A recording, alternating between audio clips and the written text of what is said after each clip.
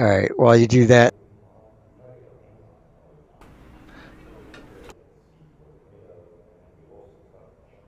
All right, good evening, everyone, and welcome to Green White Checker TV.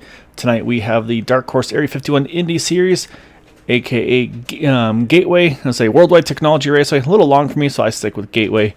I'll say so. 135 laps is our race distance. As you can see, it's going to be an evening race tonight. And I say it's a very, very different track. You can see there on the track map, just the way the turns are a little bit different there. The one a little narrower, a little more banking, but then that turn 3 and 4 though a lot wider but flatter. So it really gives a challenge to drivers on all 4 turns here tonight.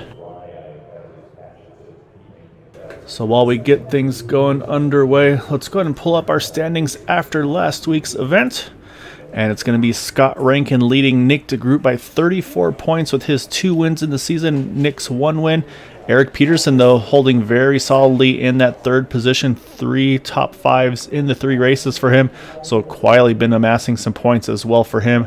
They got Craig Forsyth in 4th, Charles Teed 5th, Jim Brooks, Jeff Heisung, Anders Arhus our top 8, then Matt Wagner and Joseph Morales rounding out our top 10. And then again, one thing to note here with the Indy Series is they are not going to be doing any playoffs, so it's going to be a 12-week long season. So basically, points every week are going to be just as important. So nobody's going to be vying for that top 8 or anything like that. They're just going to try to find a way to get into that ideal position overall through the course of the season itself. So that's definitely one thing we got to keep in mind for these drivers here tonight at Gateway, which is looking like it's going to be a challenging one. Talking drivers in practice, and sounds like it's going to have a loose feel for these guys tonight. So they're going to have pretty much their work cut out from to try to keep this thing in check.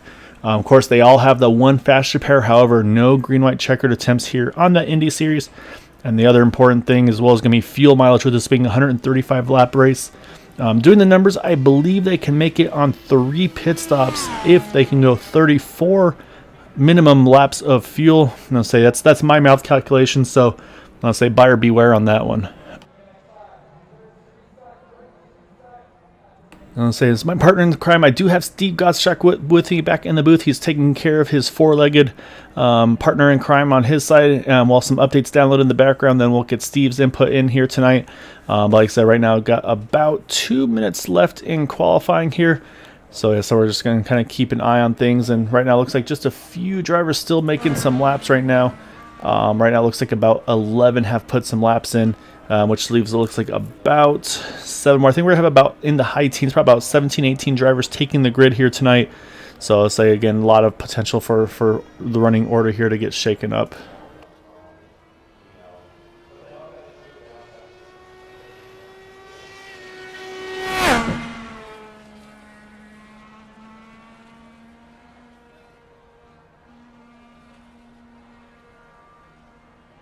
It looks like a lot of early takers in qualifying now. These drivers starting to go a little later on. Maybe trying to get a little bit better track temperature, see if they can sneak a little bit more out of these things once the track cools down a bit. So we'll see what these guys have in store. As I'll say, is my 4-legged partner in crime chiming in as well for his demands, say most likely involving dinner. So right now it looks like 12 drivers have put down a qualifying lap at the moment. So yeah, so again, really want to welcome everybody over here to Green White Checker TV. Again, for those that aren't familiar, Area 51 Racing League, they race 4 nights a week. Starting off on Sunday nights, they have the Super Speedway Xfinity Series, and that is broadcast here on Green White Checker TV. Monday nights, the Next Gen Series broadcast on Max Speed TV. Tuesday nights, you're here, the Dark Horse Area 51 Indy Series, broadcast by us as well. And then that leaves us with Thursday night with the Super Speedway Truck Series, also on Green White Checkered TV. So say 4 nights a week, 4 broadcasted races. So yeah, definitely appreciate all of the support from the drivers, from the viewers, say be it fans, family members, whoever it is on YouTube. It's always a blast to have you all as a part of it here with us each and every evening when we are live.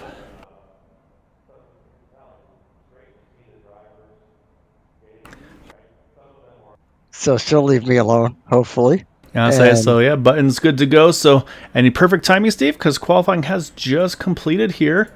So with that, we're going to pull up our starting grid for tonight.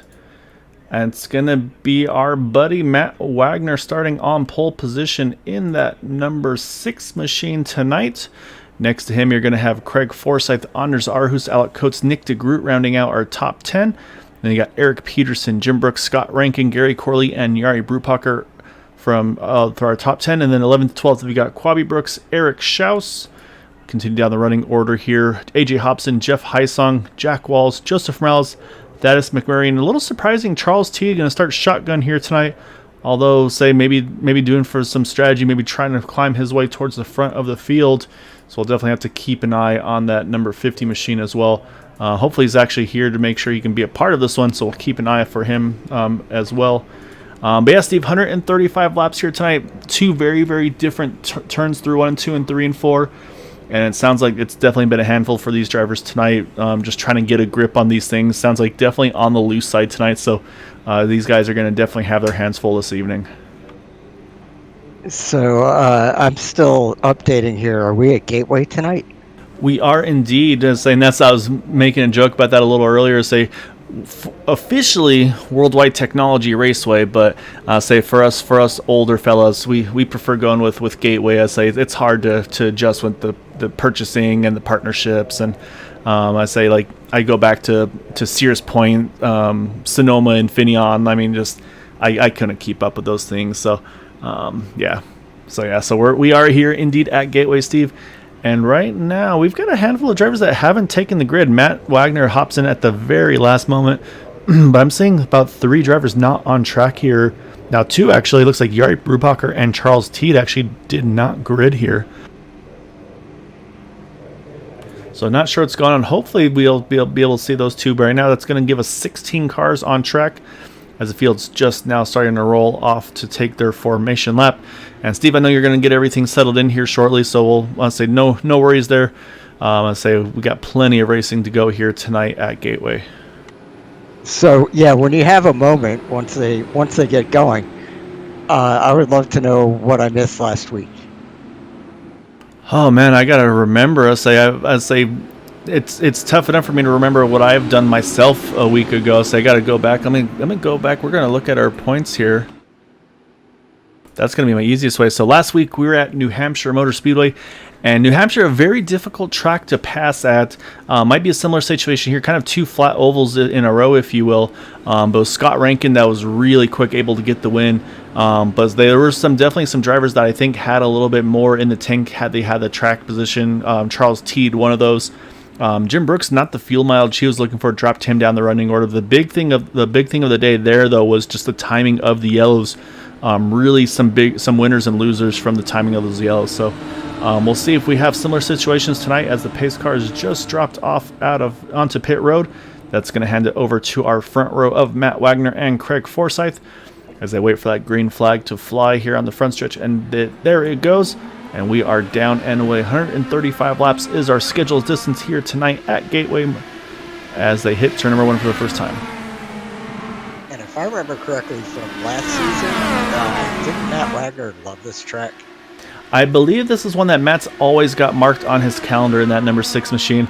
But he's felt like he's been kind of snake bitten, so we'll have to keep an eye. As I didn't even mention Yari Brubacher, he is back on track. He has gotten out of the pits, or got on track from the pits. So he will be in this event as well. Right now, about a half a lap behind our leader, Matt Wagner. But I'd say as long as he got the pace, he should be in a pretty good spot. And right now, really early on here,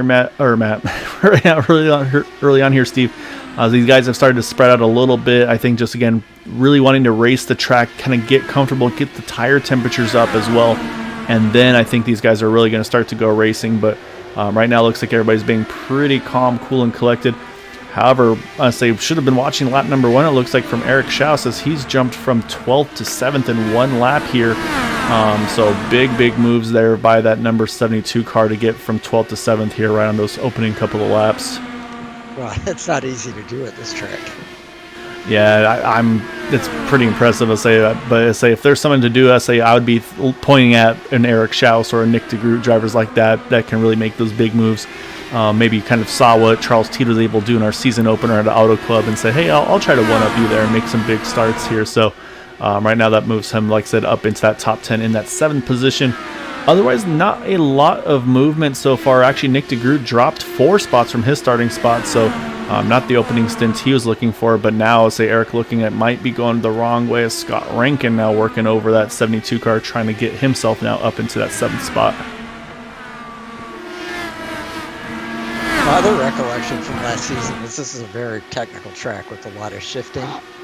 I think they were doing 5th gear through the long turn and down to 4th and maybe even 3rd in the short turn. And they also had to be extremely careful because the car tended to push coming off the turns if you got onto it too early.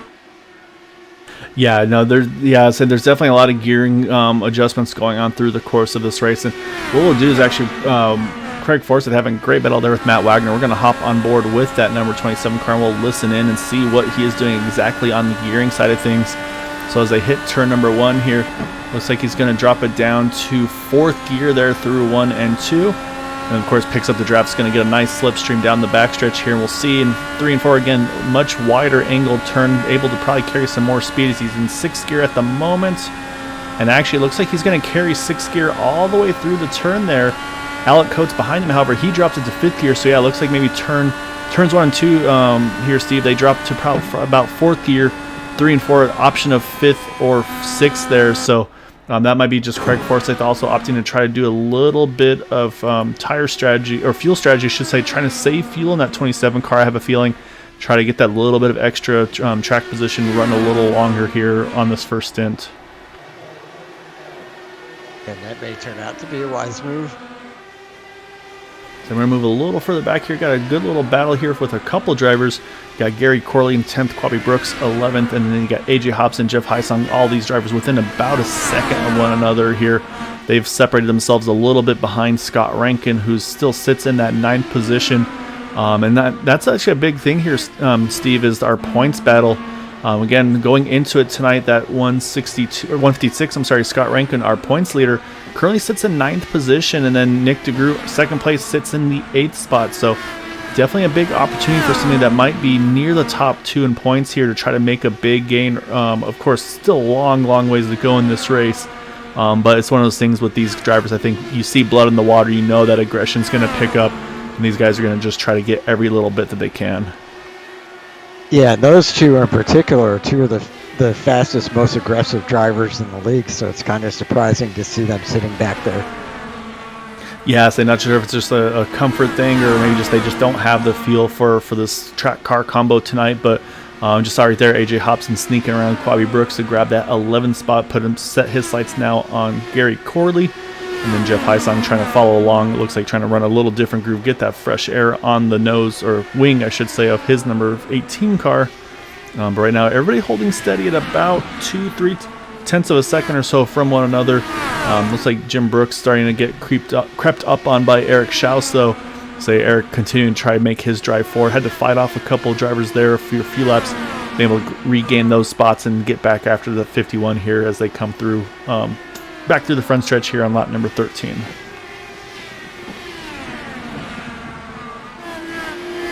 And it looks like whatever Scott is doing, it looks like starting to work for him, and that 156 actually puts down the fastest lap of the race, 25:05, compared to most everybody else in the 25:20s or higher. So say Scott finding some pace in there, but we're going to jump back up because Eric Schaus is working underneath the 51, can't quite do it there. He's got to get right back into the draft, otherwise that number 89 of Nick DeGroot was going to be able to try to capitalize on him there through the front.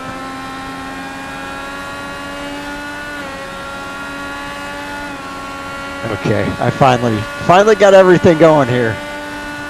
Oh, Eric Schaus chooses I would say the wrong lane, but follows the path of that 51, gets in the dirty air. Nick DeGroot worked the top side there, and he's going to get a great exit here off of turn number 4. He's going to take a look entering turn number 1, but now it's going to be Eric Schaus that gets the clean air for the moment behind Jim Brooks.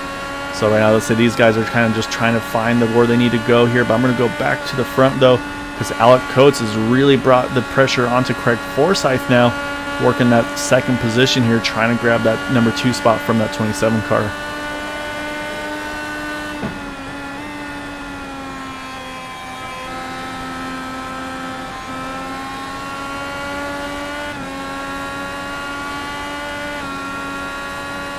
Looks like Craig able to stretch it away just a little bit, so we're going to go back once more to this fight here because it continues to persist here. You see Nick DeGroot. You don't see Eric Schaus. He's just to the right side of the screen there. There's Eric. And as you can see, Eric able to hold on to that position. While they've been doing this, Scott Rankin's been creeping in slowly but surely into this picture there. As again, Eric Schaus trying to find a way around that 51, but Jim running a pretty solid line here. Just Eric trying to find a way to get around. He's going to try to send it here into turn number 3. And that's a big aggressive move by Eric. He's going to grab that 6th position. And now you're going to see Nick DeGroot going to try to follow that through as well. Yeah, God, it looked like Jim Brooks wasn't anticipating that. It started to come down to take the bottom lane. Gary Corley out into the outside wall. I think possibly a little bit of contact on the entry to turn number 1 between himself and the 18. It's going to bring the caution out here. So that's going to put yellow number 1 at lap number 18. Have it already loaded up here. So we're watching the F18 of Jeff Heisong, the 7 of Gary Corley. They were right outside of the top 10 here. And you see as Gary starts to turn in, it was maybe a little later entry for the number 7 car. And so not sure if netcode or not, but unfortunately, though, nothing Gary can do there. Just winds up into the outside wall there. So not an ideal situation for him. He's going to try to limp that thing back. But you can see he winds up looping it around, and that's what causes the yellow there through turns 1 and 2. And I believe we're going to see a pretty busy pit road here. So let's go ahead and jump back live. And yeah, we see everybody's heading down that pit access road, because that's the other thing here, Steve. Access road entry and exit, definitely a very, very tricky pit road here at Gateway, especially if they're going to have to do any potential green flag pit stops.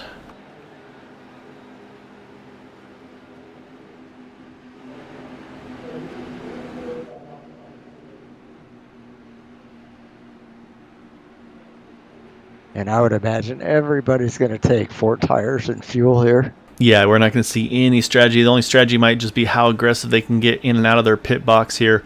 But it looks like pretty much everybody's holding pretty much station. As, yeah, Matt's going to indeed hold that lead off of pit road. And it looks like top 3 are going to stay put. However, big gainer here. And no, not 4 tires and fuel for everybody here, Steve.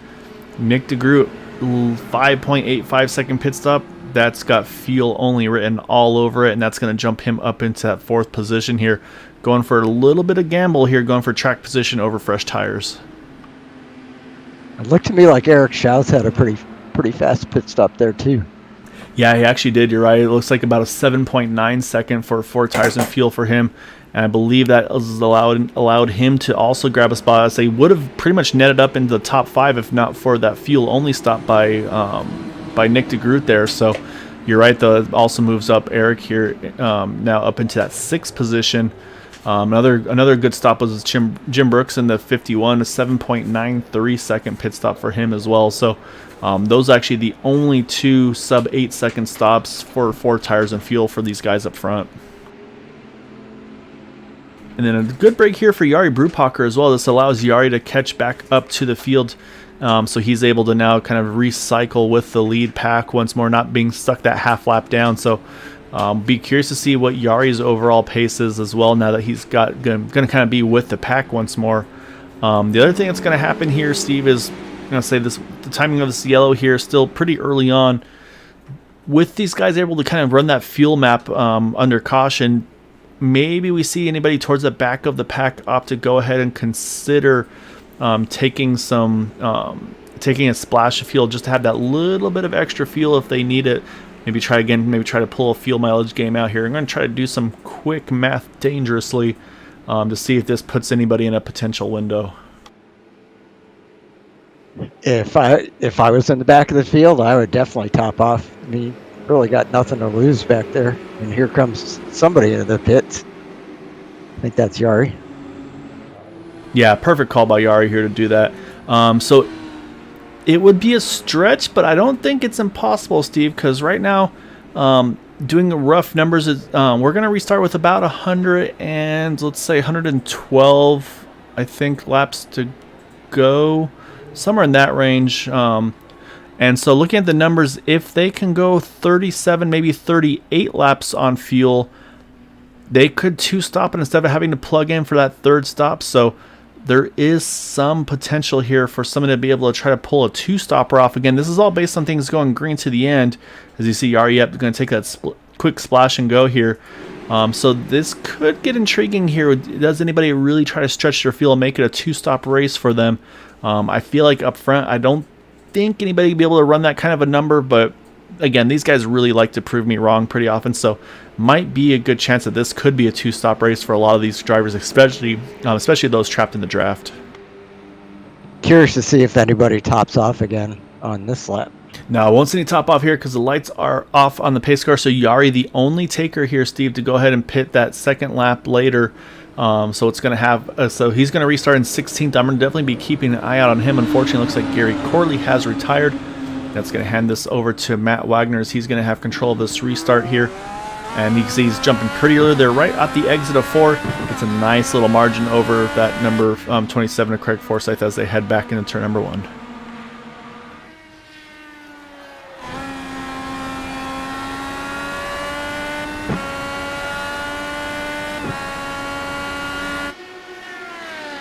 So say plenty of space up front there for Matt. However, Nick DeGroot making quick work of that number 3 of Alec Coates, as actually Alex got a little bit of connectivity issue. Looks like a little bit of blinking there in that 3 car. But Nick's going to grab that spot, move himself up to 3rd, even without taking tires there. So say so far that track position game looks like it has been a success for him. A little further back, Eric Schaus hasn't been able to get around Anders Arhus there at the moment. However, Jeff Heisong working on AJ Hobson here. That would be for the top 10 spot and give it to the 18 for the moment. And looks like he will indeed clear that 4 car. So move AJ Hobson now up into that top 10 as well. So Yari Brubacher, he's picked up a couple spots on this restart as well over Joseph Morales, Status McMurray. So he's now up into the 14th position. So we're going to jump a little bit further up because now Scott Rankin working over Jim Brooks here. Oh, Scott just touches the kind of the rumble strip there, but able to keep that car gathered and just clears that 51. It looks like Jim maybe cut him a little bit of slack there off 4. See, Jim's getting abused by people that are trying to pass him tonight. Yeah, and saying I talked to him a little bit pre-race, and he was commenting and say he'd actually be rather broadcasting this race. Just it sounds like he didn't really get much of a confidence with the feel of that car for himself tonight. So, but right now, I mean, holding strong here, only 2 spots down from where he started. So I mean, look at some of the guys that started behind him that have gotten around him. Eric Schaus being one of those with those big 6 spots gained. But looks like he's not done though. He's starting to kind of take a peek under Scott here as well.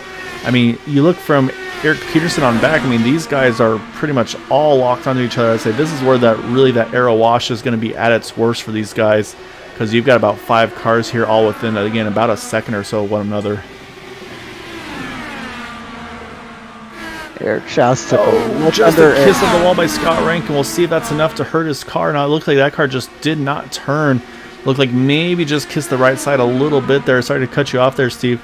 But I'm going to keep an eye on that 156. We'll have to see if that thing's able to kind of get the speed back up. As that Quabi Brooks catches that inside curb. He hits the wall off of 4. And that's going to bring our second yellow out here. Looks like the only car involved, luckily. As you can see, he's going to loop it back around here and try to get this thing back to the pits. Looks like, yeah, right front suspension damage. As we can see, maybe could be able to maybe get away with just a nose cone. That's going to probably have fast repair written all over it. And we saw exactly what happened there. Unfortunately, he was trying to make that pass on Scott Rankin and just caught the inside of the kind of that curb we talked about there, that rumble strip, if you will, Steve. And there's just nothing you can do. Once you hit that, it really upsets that car. A few drivers have kind of flirted with it before, got away with it, but not so lucky this time for that 53. We'll watch right here as we see him come through 3 and 4. And you'll see right here, he's going to cut down and just catch it there with that left front tire. And actually more than catches it. And then by then, yeah, that car is just going to go up and around. And I'll say Jack Walls is going to be the one that gets a little nervous about it. But he's able to cut really nicely left there to avoid that 53 car. It looks like Yari Brubacher was next on the scene to have to duck low. So great avoidance by those guys behind him. And Nick DeGroot, first one to hit the pits, it looks like, from 4th place. Yeah, it looks like not a bad call here because he's going to bring a lot of guys with him. And I think, again, this is where this easily puts everybody. We're talking about that potential fuel strategy, Steve. I think this is going to put these guys in an easy 2-stop window to the end. I was curious about about Jari Brupacher, but he's opted to come in with them. So pretty much 6th on back here, all hitting pit road. The only 2 behind Nick de Groot that stayed out appear to be Anders Arhus, AJ Hobson. They stay out. They're going to gain a handful of spots to get themselves up into that top 5, but looks like these guys thinking track position is going to be the winning move over those tires. And I think at this point here for Nick de Groot, yeah, it is going to be 4 tires and fuel, no questions there. However, talk about strategy once again. Jari Brupacher, he does take fuel only there. That's going to jump him up into that top 10, right behind the 36 car of Eric Peterson.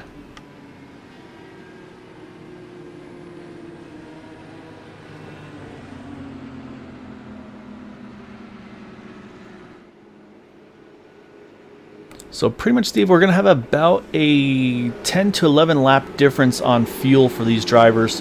And again, we talked about the fuel window probably being around mid-30s or so. So I'm kind of thinking, I'll say the question mark I think is for this top 5 is, are they now in a 2-stop window, or is it possible that these guys behind them are going to be the ones in that 2-stopper? So that's going to be the other question here as we get the one to go. And a few drivers do top off as well, just I think to cover bases. Joseph Morales in that number 60, as well as Quabi Brooks there in the 53. At this point, I think they're kind of towards the back anyway. I think that's just, why not? Kind of a similar situation we saw with Jari earlier, so I don't think it's a bad call for these guys here. But yeah, it's going to be fun to see now what Nick de Groot can do here with those 10-lap fresher tires than AJ Hobson, Anders Arhus, Alec Coates, before having a chance to get after Craig and Matt here. I think the top 5, with them changing their fuel map under caution, I think that they'll be able to make it on 2 stops, but they're going to have to be fairly conservative. From Nick de Groot on back, I mean, those guys can be as aggressive as they want to now. That's a good point. That could be this could be a full rich versus maybe having to go to a map 3 or something like that to be able to make your numbers. So we'll see. We're going to keep an eye on these guys here. As again, we'll see that pace car make that sharp left off of the track. We'll see, does Matt change up his restart point here, because he's got control of it once that pace car's off the racing surface. And he is going to wait a little longer this time, just as he gets onto the straightaway, as we head back to green here, start lap number 33.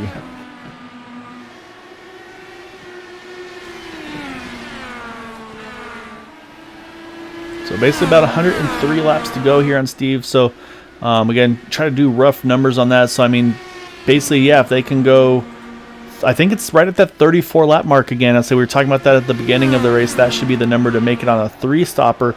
I think now that's the 2-stopper windows. We got a great battle here behind these guys. You've got Eric Schaus, Nick de Groot's right there. Jari Brupacher's right here as Yari's going to take a look in turn number 1. And then you got Eric Peterson right behind there as well. Jim Brooks kind of tagging on here as well. So these guys are all locked onto one another. And Jari is definitely making some moves happen here. Steve works around that 72 of Eric Schaus. Moves Jari now up into the 6th position, it looks like. And that was an unusual restart for Nick de Groot. He did not get going and lost 2 spots. I don't know exactly why. I think I have one suspicion, Steve. We've seen it before. Maybe kept it in that caution fuel map and forgot to switch it back to map 1. Oh, yeah. I bet you're right. We've been there, done that. I have. I don't know about you. I've definitely been there, done that, unfortunately. So, yeah, you're right. That does cost him a few spots. He's able to grab 1 back from Eric Schaus here. But like I said, moves Jari back up into that 6th spot. And then critically, I think for Jari too, is he's now the first of those that went ahead and topped off on pitted under that yellow. Although interestingly, is he's now the first car leading that group without taking tires, whereas Nick de Groot the first one with the fuel and the tires. So it'll be fun to see how they compare. This will be a pretty good kind of an apples to apples fight to see tires versus track position here. Yeah, so far Jari's making it work just like Nick de Groot made it work on the last segment. But, oh my God, look at Nick drive into that turn. Yeah, saying while you're looking at that, I was peeking up a little further because Craig Forsyth is under pretty good attack from Alec Coates here. Same thing, dropping to just a couple tenths of a second there through the, especially on the entry here. And something I haven't talked about tonight, but it's been pretty much sitting quietly right inside the top 5 here all night long, is Anders Aarhus in that number 10 car. I feel like this is one where last week Loudon was the one he really had penciled in, where he was feeling good, kind of like Matt Wagner tonight at at Gateway. Anders kind of had that as well for Loudon, and it was without a doubt. I mean, he definitely had pace. It just unfortunately didn't quite pan out for him as well. As they just, again, timing of yellows, things of that nature just didn't really work out for him there. So this could be, I mean, it's a very similar flat oval. Obviously, definitely have their differences, but I think this could be one for Anders to have a good rebound race here tonight. Yeah, to me, this is kind of a hybrid between a road course and an oval. So guys that are very good at, the technical kind of courses are the ones that should shine here. Yeah, and I definitely agree with you there. So right now, say the closest battles on track, we have a second and third to say is, again, you can continue to see that battle. Nick DeGroot and Yari Brupacher, that one's still fighting pretty tough as well. Jim Brooks and Scott Rankin starting to creep in here as well, saying Jim's trying to work over Eric Peterson right in front of him as well. But we're going to jump up to his battle for second because, man, that 3 car is there. He is trying to find a way to get around that 27. But so far, Craig's done a very good job to fight that position off here. And we got definitely a couple nice paint schemes here too. Yeah, definitely some really good looking cars, and that's going to be a difficult one to fight here. This is going to be a risk first reward for Craig here.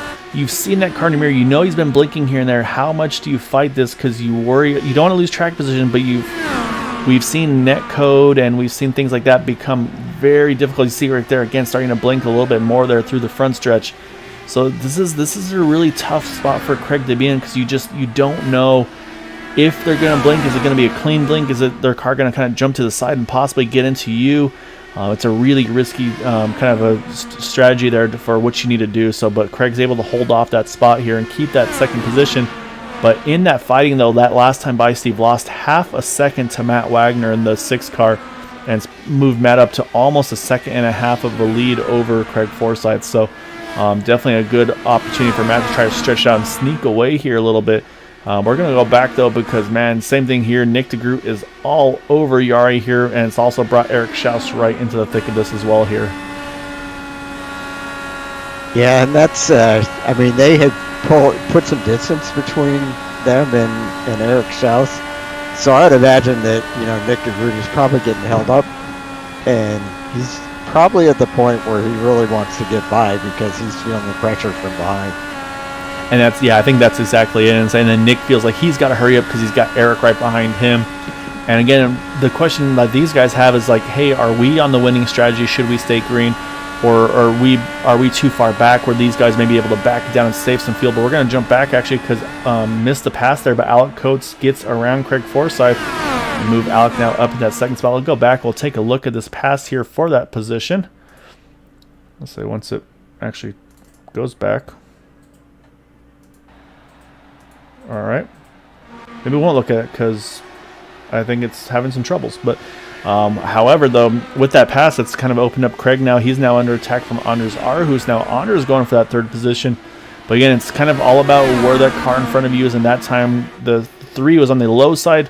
That gave Craig clean air on the front wing of his car. You can see how much Anders had to roll out of it to kind of just get that car to slow down and to rotate.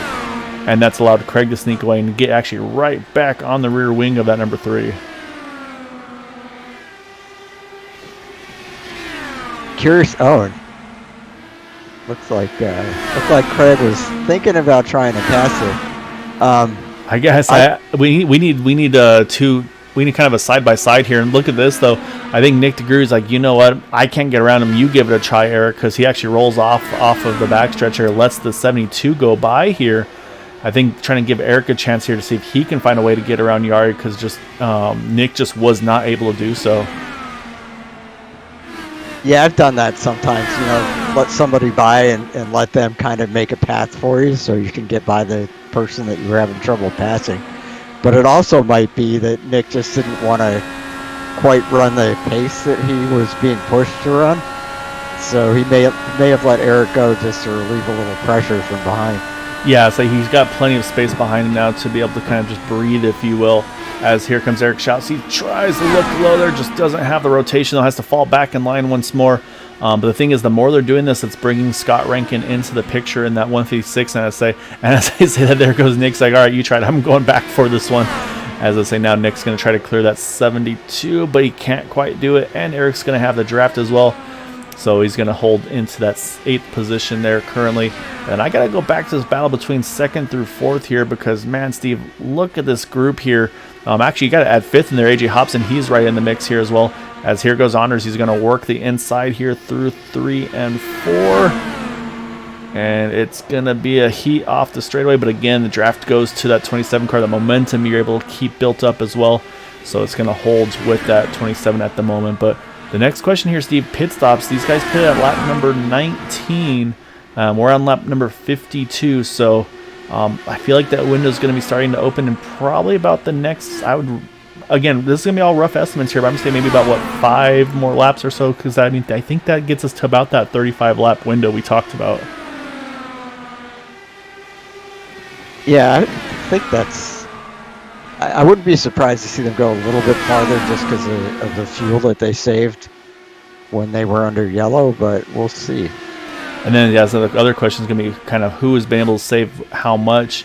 The question, Matt Wagner, he's straight up gone. He's got about 2.7 seconds over these guys. I haven't even really talked about him while he's been leading most of this race here. But then, again, we look behind. Here comes A.J. Hobson going to try to work over Anders here. And you wonder with the lead that Matt has, maybe he is able to kind of turn it down a little bit and maybe try to run a number, if you will. As now Anders is going to look under Craig Forsyth through turns 3 and 4. And again, Anders is able to get there, but Craig able to keep that power down. A better exit here for Anders, but that draft's going to propel him right further up here, but still not quite enough to clear. Ah, man, these guys are battling hard right now. Yeah, they are. So I'm wondering, with Matt, so far ahead of everybody, should we still try and talk about him, or should we criticize him for getting so far ahead and blame it on him that we're not talking about him? Well, I want to say we'll say that what's happening right now is he's probably just being too aggressive in the field, and these guys are just playing nice, and they're probably running like map 5 while he's on map 1. As I say, no, Anders up in the wall, got a little bit of contact there from, I believe it was the 4 of A.J. Hobson. The question now is, can Anders limp that thing back to the pits without bringing out a yellow? Because that's, I think, going to be the question here. And so far, he's able to slow it down enough. He's going to, try to bring it left. You see Quabi swing back by there. I think he's got one more car to go by him. Then he can try to cut left here. And looks like he's going to make it. But that's a heartbreaker for Honors. Let's go back and take a look, as it looks like we are going to indeed stay green here. But it looked like, again, just these guys fighting so hard for position. So I'll pick up a little bit here, but I think, yeah, A.J. Hobson almost had it clear, but you can see caught that rumble strip and drifts up right into the outside, or into the side of that 10 car, and then just nothing Anders can do there. So and while we're talking about that, I noticed that 3 of Alec Coates, he's just hit pit road. So that's going to be put him in for his first pit stop at second pit stop, I should say, at lap number 58. As Matt Wagner continues to lead. However, that lead has dropped here, Steve, to about 1.5 seconds. And again, I'm thinking this might be Matt turning that wick down to try to stretch a couple more laps if he can. As A.J. Hobson, he's now hit pit road as well in that number 4, which now has promoted Jari Brupacher up into that 3rd spot. Again, Jari pitting about 10 laps later than those guys up front. And I think I just saw someone peel off, and that was our race leader, Matt Wagner. So he's going to be pitting here at lap number 60. Craig Forsyth, though, getting some mileage. It's kind of Craig's forte. I feel like he's able to stretch the field numbers on this 27 car. We'll see if he comes in this time. Indeed, here he comes, lap 61 for that 27 car. I'll tell you, it's going to be tight for Alec Coates whether he can make it on one more stop or not, but Matt should be able to, and everybody else that pits after him should be able to. Yeah, it's just going to be the question of, I think, how aggressive can you be And so you can see Yari and Eric have kind of gapped Nick DeGroot a little bit here. Scott Rankin starting to creep up on him as well for that third position. So the other question mark, of course, is going to be drivers where they are in relation on track. And so basically all those drivers that pitted, they are one lap down at the moment. Matt Wagner being the first of those currently trapped one down, as Craig Forsyth just now starting to leave pit road in that 27 car. And actually I can kind of pull up a little map here to kind of show you where they are. And we'll do it by car number. So you can see over there on the top right of your screen, it's not the biggest, so I apologize, you won't be able to see it super well. But you can try to get a rough idea of where your favorite driver is on track at the moment in relation to our leader in that number 49 machine as he goes through 1 and 2 here. If this stays green and the guys who state or who are still out there that haven't pitted yet, if they end up having to pit under green also, I want you to notice that Craig Forsyth would now be in the lead over Matt Wagner. Yeah, I was just about to mention that too, Steve. As I was looking at timing and scoring, and I was going to say, yeah, right now Craig's got about a second over Matt Wagner as Matt's working around Eric Peterson there. Again, not for position, but the other important thing, Steve, is the lucky dog battle. If there's an untimely caution, that would promote Craig to that lucky dog spot and put him back onto the lead lap, with Matt having to wait and take a wave around and restart at the tail end. So there's a couple things that really could shake things up. I'll say a lot of these guys are probably yelling at me right now as they don't bring up the potential of that caution. But yeah, right now, again, it's only a 10 lap roughly difference between some of these guys and when they have to pit. And here's the window already. Yari Brubacher hitting pit road here. Again, very difficult access road. It's not a lot of grip here. And so it's easy to gain and lose time. You see Yari's going to lock it down there. That looked a little hot to me, Steve. I don't know if he's going to get that speed down in time or not for that one. So we'll watch his pit stop time. That's going to promote Eric Schaus now to lead in that 72 car. Scott Rankin has gotten around Nick DeGroot, so move Scott now up into that second spot. And Eric indeed going to go a little further in that 72 Hot Wheels car. Okay, so we've got green flag stop starting. Oh, caution is out, Steve. Oh, and no, it is the 156, I believe, of Scott Rankin that brings out the yellow, and that was exactly what we were talking about at the time of that yellow. Well, to see who was actually officially a lap down there, because it actually might not even go to Craig or Matt. It might actually go to Yari Brubacher possibly, or even Eric Peterson. So we'll have to wait and see. Jim Brooks is actually on pit road, I believe, when that yellow came out. So this is going to get very, very interesting to see when that caution flies. So let me go let's find the cause of this yellow. I think it was due to the 156 car. Let's go and take a look at Scott Rankin here. He lost it on the access road. Yeah, it looks like so they got a little too greedy on the throttle here. So we'll kind of slow it down here as he gets through. And then, yeah, it just drifts up into that grass. And at that point, you're just kind of a passenger. And then, we'll kind of speed it back up once more. And, yeah, almost had it caught, then loops it back around, unfortunately. And that's where you'll see some cars go by, and that's what's going to bring out the yellow. But look at some of the decision makers there. I saw one car jump straight back onto track when that happened. I think, no, Nick DeGroot was on pit road. I think it was...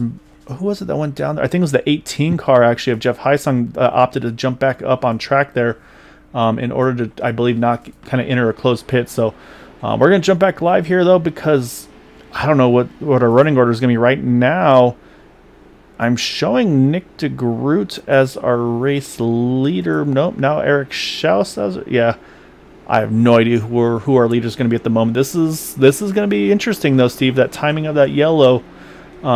It's really kind of shaking things up here. And it looks like, again, the wave round cars, though, are going to be from Yari Brubacher, Matt Wagner, AJ Hobson, Eric Peterson.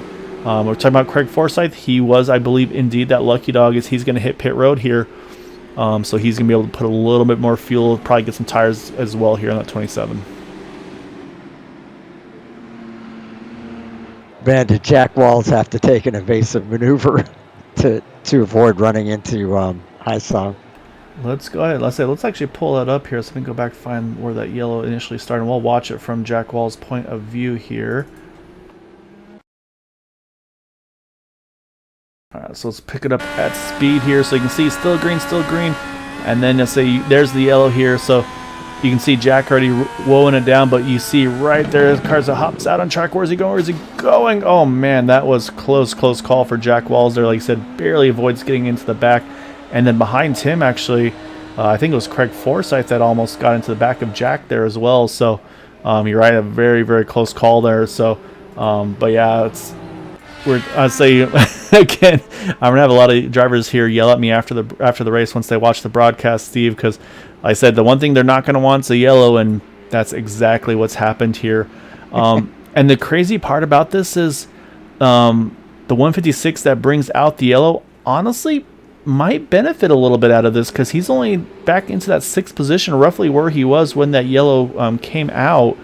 I believe, though, the big winners out of all of this, other than Eric Schaus, obviously, I mean, look at Jeff Heisung, Jack Walls. They're 2nd and 3rd. Quabi Brooks, he's worked his way up to 4th here, just running that long fuel strategy, probably just kind of taking it easy, playing it safe. As I was saying, literally right now crossing the halfway point and getting the 1 to go here as well. And what's going to happen here, Steve, is, again, here go all the wave around cars, and it's going to look like cycle it to Eric Schaus as our race leader. And then the other thing to mention, Anders R, who's unfortunate with that damage, still sits 2 laps down, but is going to be the only driver a lap down or more. So any future yellows, depending if and when they happen, that should promote that 10 car to get those laps back. So say for Anders, he's going to be hoping for a couple more yellows here without being involved in them. Yes. You always got to add that stipulation, because whenever you want the yellow to happen, it winds up being you. And yeah, Charles, I'm glad to see you in the chat. Wish you were on track here. Let me know if you're around. Say I can drag you up here if you want to have a chat with Steve and I while we watch these guys. I don't know if that's rubbing salt in the wound, but let me know if that's the case. But definitely missing seeing you on track here tonight, man. But we're about to get going back to green here, Steve. Coming to 65 to go.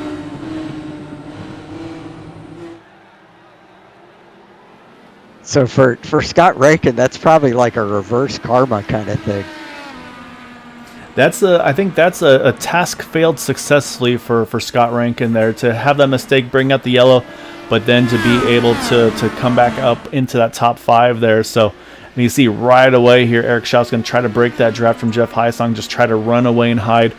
And so again, Steve, that we talked about the fuel window, 65 to go, so split it in half. I mean, that's about 32, 33 laps. I think that's easily in everybody's window to make it to the end. So I think at this point, these guys are going to be going to map 1, full rich, just get everything you can out of it here. But we're going to jump back a little bit, because, again, Scott Rankin, as I said, he catches the wall off of turn number 2, Steve. Not sure if it was worse than it looked or not, but we're going to have to watch to see if that 156 car, if it's going to have any damage from it, because Nick DeGroot's roared right up to the back of that car. I say it's one of those things, sometimes it looks worse in the booth than it was for the car, but that car looks hard. Like it is off pace here. Yeah, he hit it really hard. I was in camera, or in car, when that happened. And so you can see he's already starting to get worked over by the 89, now the 27 as well. Again, points battle-wise, this could be a big swing here potentially. As you saw Nick DeGroot, he was 2nd in points coming in. He's going to get around, as is that Craig Forsyth. Here comes Jim Brooks. He's going to probably take a look in 1. Nope, not yet. He's going to wait and try to go back after a little bit later here. But yeah, I mean, so far though, I mean, for that big of a hit, he's limping along pretty well. But you can see, yeah, it looks like definitely missing some top-end speed here.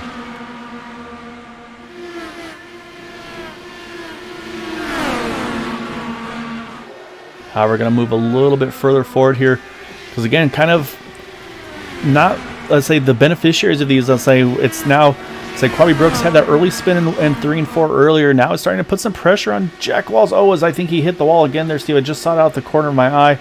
And yeah, he's dropping more and more spots, so I think that damage is just making it worse and worse. Plus damage, plus the dirty air.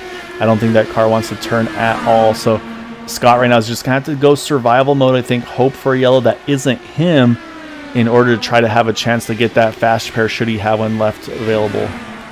He gave a nice little scare to whoever was passing him on the inside. Oh, you see the 36. And that's going to be the yellow that he was looking for, and also for Anders Arhus, because that's going to be, unfortunately, Eric Peterson just got a little greedy on the throttle, loops it around. No harm, no foul, though. Car should be fine. He's going to grab a gear, get back going. But yeah, unfortunately for Eric, just loops it around there. We'll go back and take one more look. We're watching as it happened here. But yeah, just Eric going for the pass there, and it's just such a tight turn there, 1 and 2, Steve. You try to get on the throttle, maybe just a little too much, too aggressive, and that thing just steps out from behind you, and that's exactly what happened to Eric Peterson here. Yep, it either does that or it hits the wall. Yeah, and you can see it's already starting to drift up a little bit. And I think that's where Eric's he's playing nice there. You can see, I think he puts a little bit of extra wheel in it to make sure he doesn't drift up into Scott.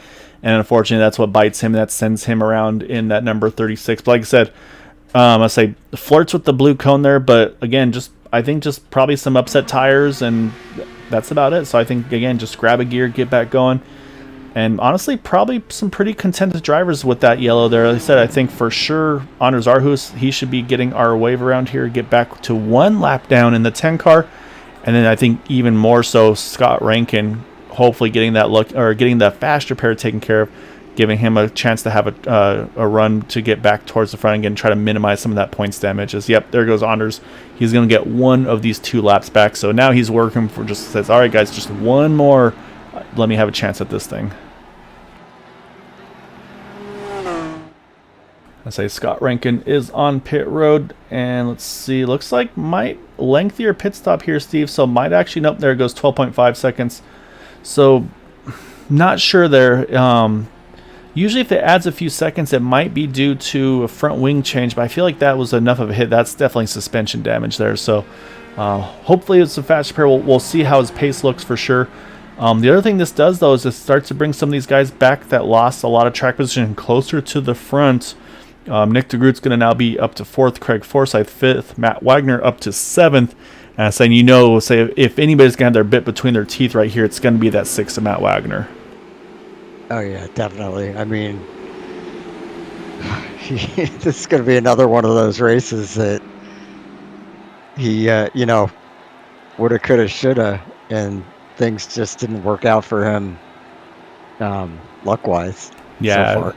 No, exactly right. So I'll say, however, though, so we're gonna make a bad situation to a good one here. We're gonna bring our underwear aficionado Charles Teed into the booth here with us, Steve. So Charles, first of all, I'm definitely bummed to see you not on the track here tonight. Not sure if just real life or connections or what, but take advantage here and be able to chat with you during the race. I mean, it sounds like you've been able to kind of keep an eye on things. What's been standing out to you so far? Oh, he stepped away. What was that all about? I had you, Charles. You ran away.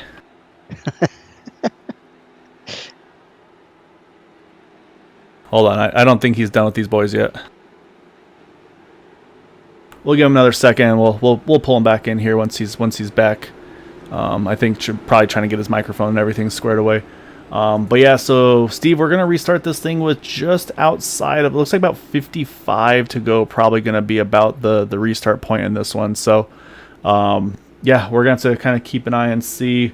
Strategy-wise, drivers that pitted there include Jack Walls, Yari Brupacher, Alec Coates, Status McMurray, and Scott Rankin, of course. So we'll have to keep an eye on them. However, we're going to try Charles here one more time. All right, Charles, let's see. You got us this time? Nope, he disappeared again. Wait, what's going on here? All right, there we go. How about this time, Charles? There we go.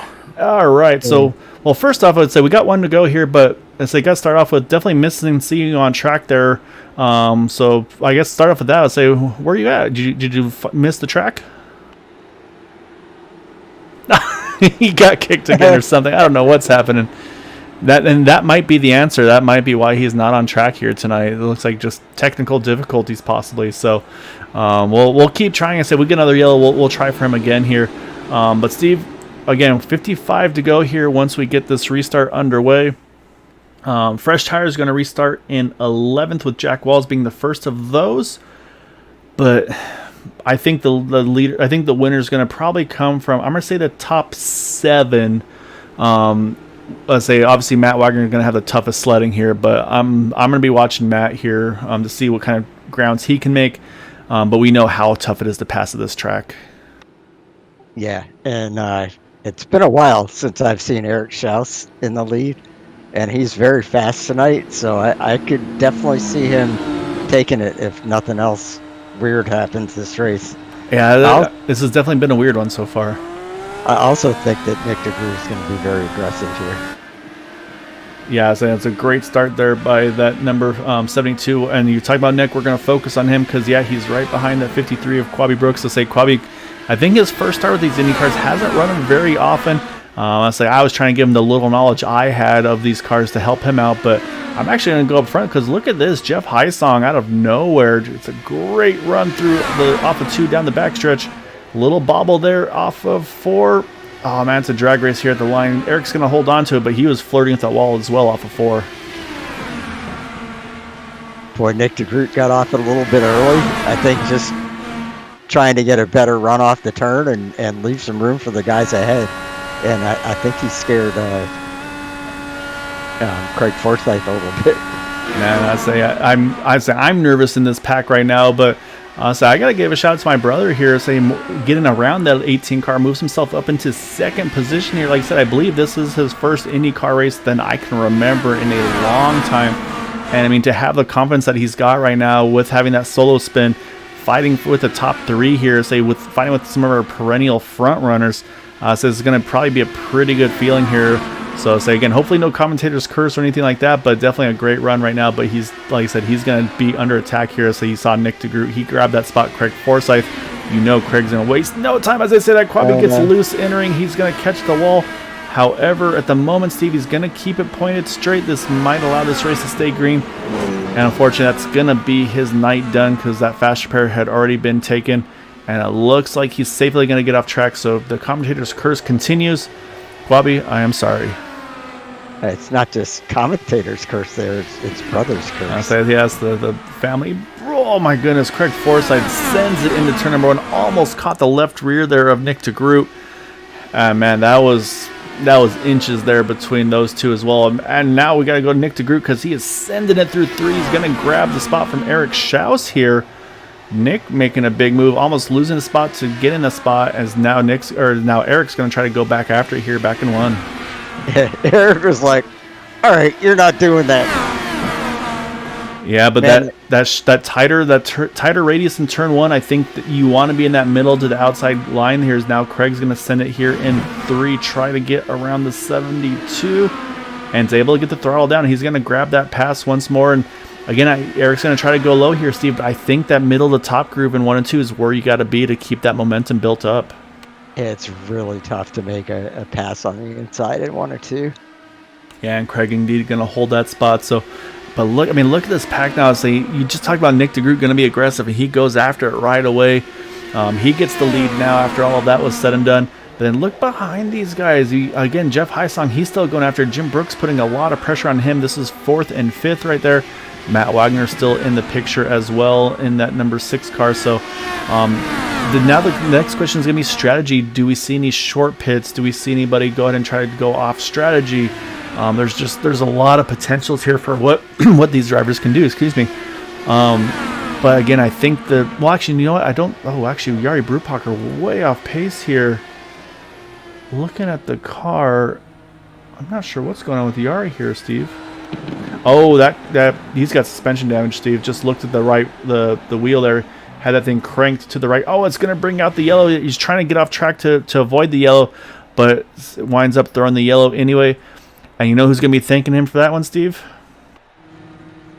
Anders Arhus. Anders Arhus going to get back on the lead lap here with just outside of 40 to go. So man, let's say unfortunately don't know what happened to Jari there, but catches the wall, puts himself now unfortunately down. I think, and out of the race it looks like as well in that 49 car.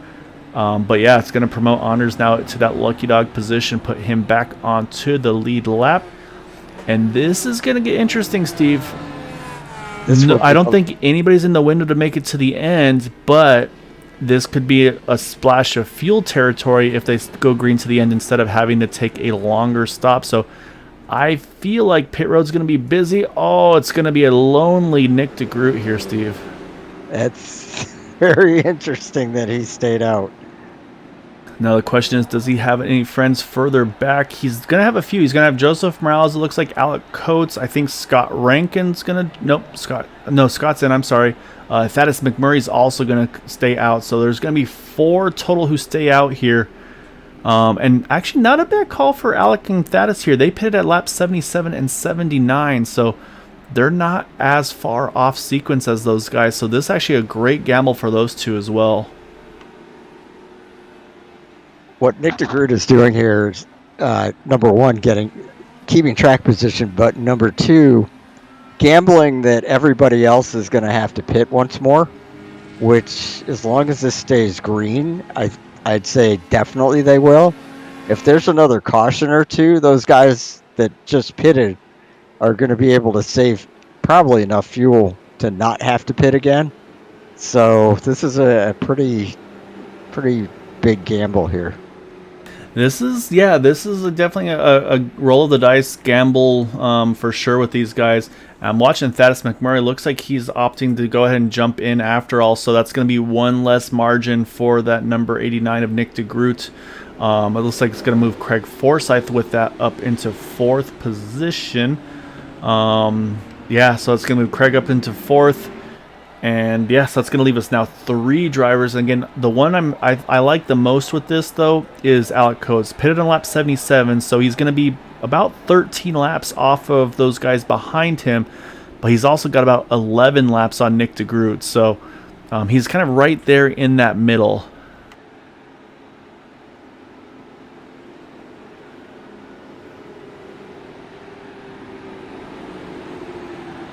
Yeah, say my brother popped in chiming in. Unfortunately, so he ran out of the limited resource of talent, he says. But I honestly, man, don't hang your head on that one. I mean, let's say to be your first IndyCar race in I don't know how long at probably one of the most difficult tracks here tonight.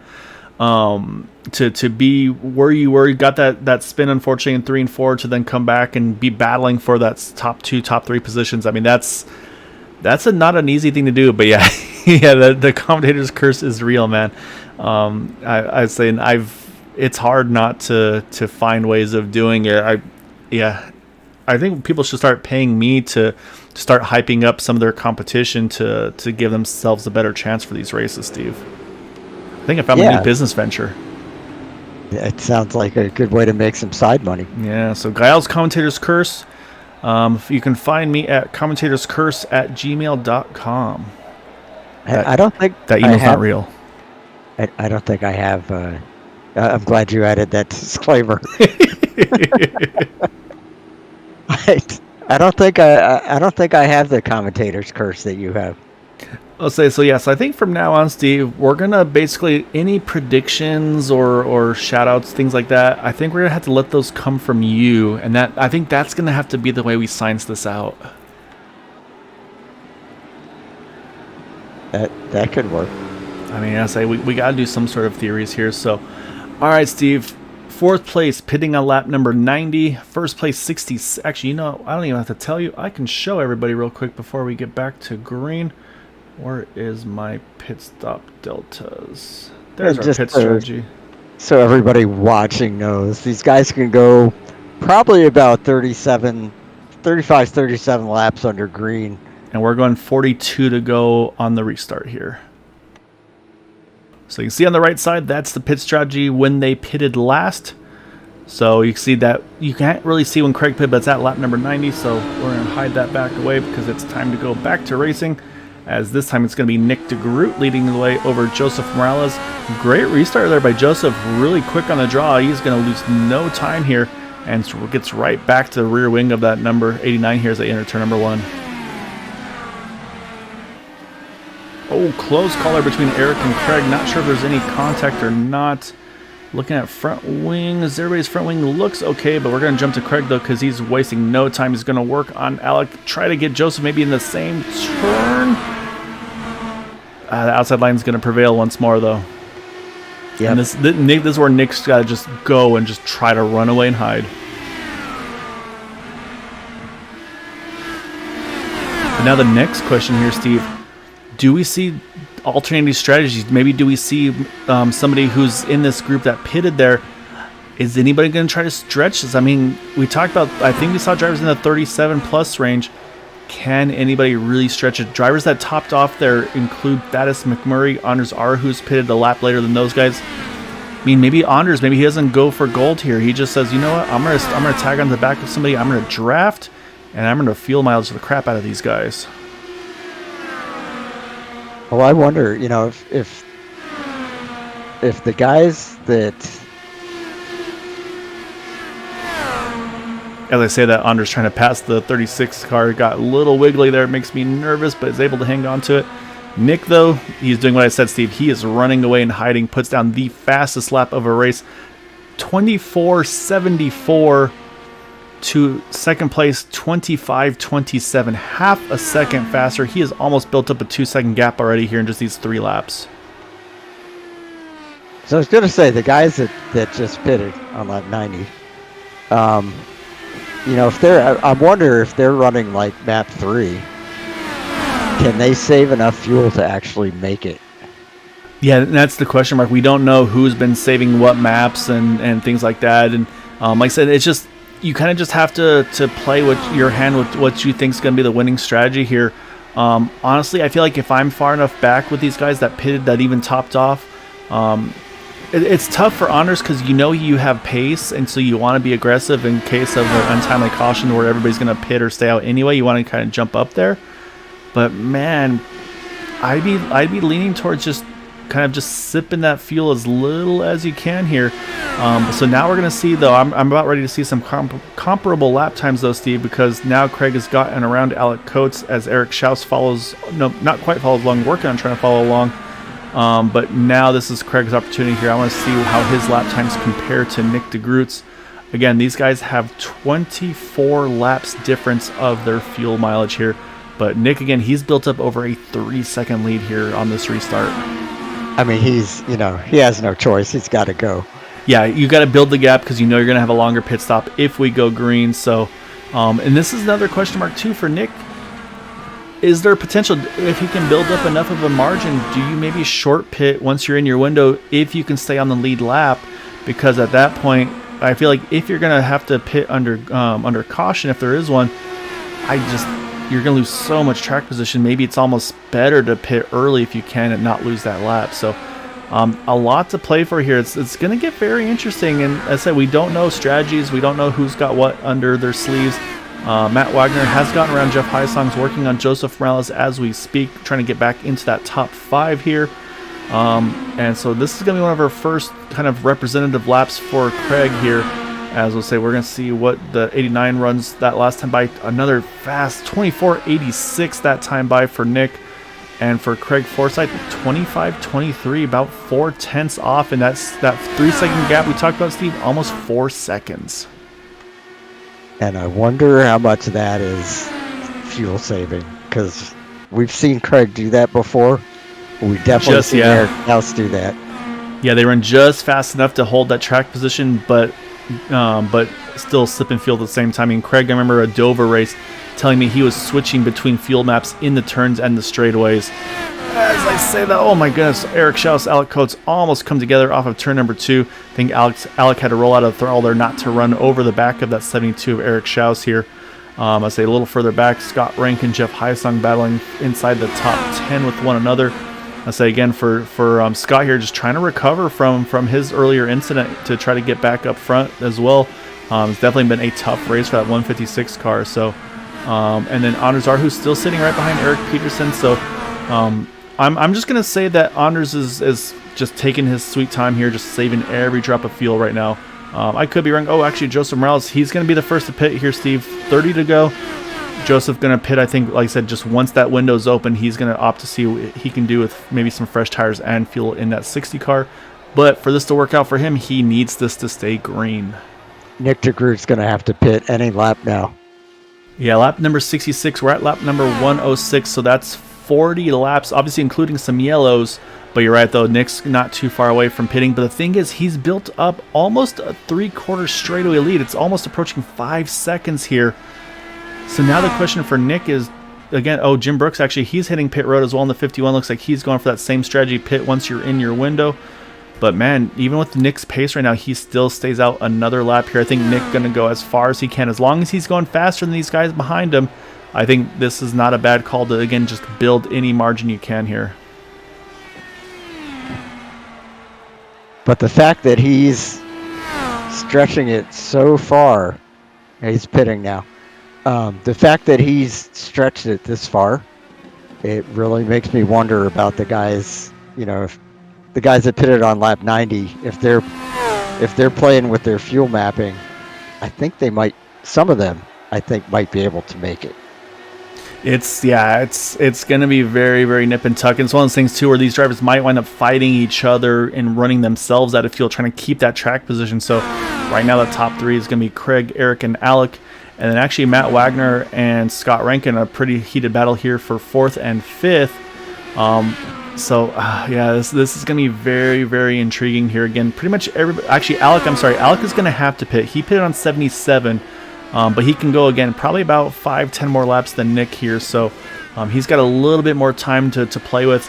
And also on the pit stop side of things, need to mention Jim Brooks, 4.5 second pit stop for him, fuel only there. Joseph Morales, 8 seconds, Nick DeGroot, 8.6 seconds, so 4 tires and fuel for those drivers. But again, right now, all of those drivers that pitted are trapped 1 lap down as they run, so they need this to run all the way through and hope that these guys still have to make a pit stop. And I can tell you that these guys up front, they're going to stretch it as far as they can possibly go. Oh, yeah. Now, I'm going to make a prediction, and we're going to see if we get a commentator's curse out of this. I'm going to predict that Craig Forsyth, Eric Schaus, and Matt Wagner can all make it the rest of the way. Alec Coates obviously can't. Well, I'm proving you wrong right away here, Steve, because Matt Wagner in pit road now. So Matt's looks like he's going to do the same. Going to try to short pit a little bit in that 6th car. And so, yeah, again, I'm surprised by this. So this is telling me, though, that I don't think there's very many that think they can make it here. As Eric and Craig, big battle there. As you see, Eric tried to cut underneath in turn number 3. And they are going to be side by side here off of turn number 4. Craig's going to hold the lead for the moment, but these guys are going after. They're not even, I don't know if they're thinking about fuel here, Steve. They might be trying to run each other out. That's possible, definitely. We've seen that before.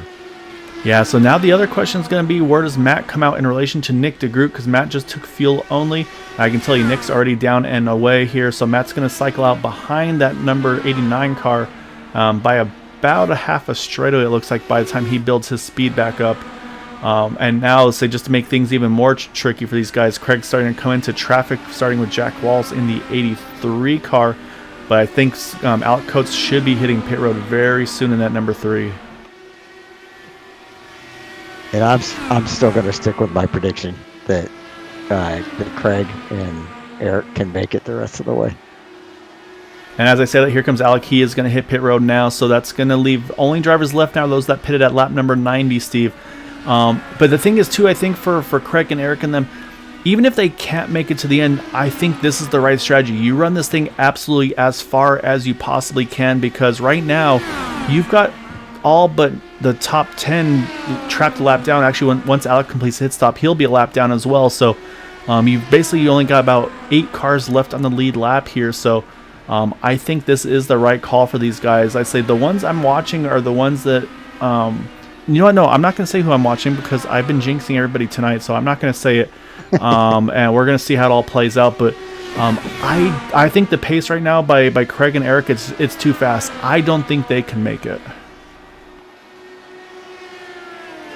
Okay, we have opposite predictions here. We shall see. But I mean, you're not wrong though. Say for the fuel savers of Area 51, Craig and Eric are at the top of the list. So the other thing we've got to mention again on the pit stop side of things, those that did pit right now, it's Nick DeGroot over Matt Wagner, then Alec Coates, Jim Brooks, Joseph Morales. Those are the order of those that pitted. And Matt's about 1.6 seconds off of Nick DeGroot. And actually, he was about a tenth of a second quicker that last time by. Man, Eric sends it into turn number 1 so much deeper than Craig. And just every time he does it, gets me nervous. It's probably he's getting Craig nervous, too. Oh, yeah, no. That might be his plan, is make Craig watch his mirrors. I mean, these guys, they know each other. I say as a whole, this whole league really gets along well with one another. But they've got a nice about 4-second lead over Scott Rankin, who's leading a little group behind him that have all kind of spaced themselves out nicely. Again, not gonna make predictions here, but this is kind of in my mind, this is a fuel mileage group right here. That Scott Rankin running 25.32 is about 0.2 off of those guys. Then you got Jeff Heisong's right there, still in the draft of Scott. You got AJ Hobson's right there. Anders Arhus, again, he pitted a lap later with that lucky dog that he got. He sits in 6th position. And then Eric Peterson about 5 seconds back now off of Scott in that 36. And I would say pretty safely right now, I think Eric Peterson is going fuel strategy because I think he's just dropping back and just trying to save every ounce of fuel in that 36 car. Because I've raced with Eric a fair bit between here and then over at Dark Horse on Wednesdays. He's a pretty good strategist there, so I'm going to keep an eye on his fuel numbers as well because it's coming down to it really quick here, Steve. We're already down to 15 to go. It's going to be 14 at the line. And yeah, if these guys have to pit, they're going to be pitting on older tires, on lighter fuel, and we know how treacherous that entry and exit access road is here at Gateway. Yeah, but I totally agree with you that they're doing the right thing by staying out as long as they possibly can, because we've seen this happen before where people pitted early that didn't have to, and then the yellow comes out and they're trapped a lap down or whatever when they could have been up there battling for the lead for the win.